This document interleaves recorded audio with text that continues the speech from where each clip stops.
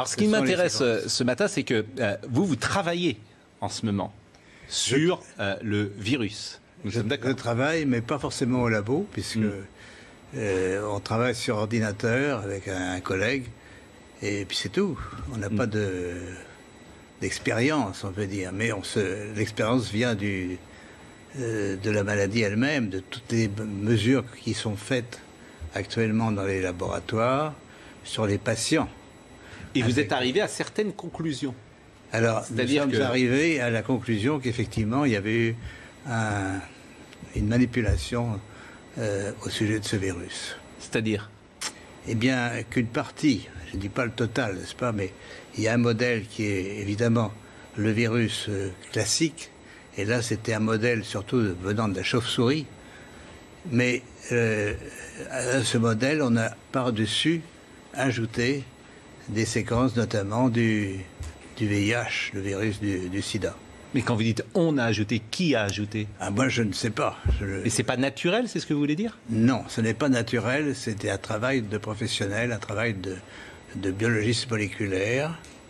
C'est un travail très minutieux, on peut dire d'horloger, on peut dire au niveau des séquences. Mais dans quel but? Dans quel but, ça n'est pas clair.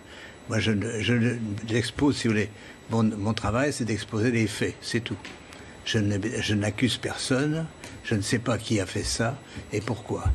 La possibilité, c'est peut-être que ils ont voulu faire, on ne sait pas, on a voulu faire un vaccin contre le sida.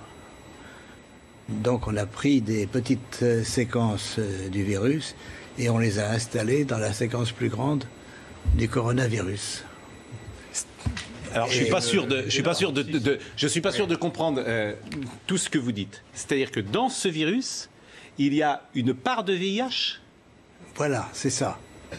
Le matériel génétique du virus, c'est un long ruban d'ARN, n'est-ce pas? Comme de l'ADN, mais c'est de l'ARN.